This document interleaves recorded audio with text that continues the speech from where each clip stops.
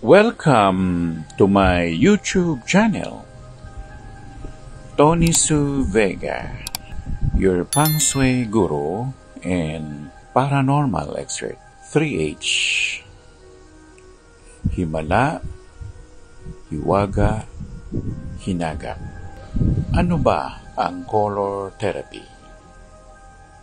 Isang uri ng panggagamot na ginagamitan ng hipnotismo.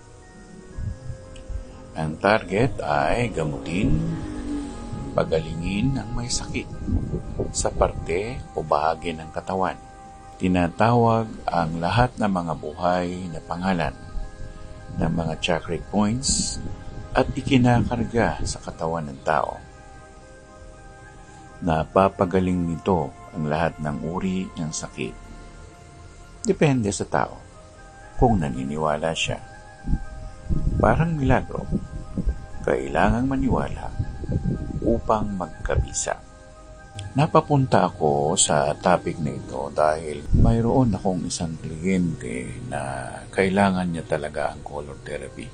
May mga nangyayari sa katawan niya na hindi niya naiintindihan. Kaya nga, ang sabi ko sa kanya, ito ay nagsimula sa isang trauma. O, sa bagay, lahat naman ng sakit nagsisimula sa stress o tensyon. So, kailangan gamutin yung trauma. Kasi kapag na-traumatize na, kahit na imbalat, hindi na yun mababawi. Maraming pwedeng gawin ng tao para gumaling siya.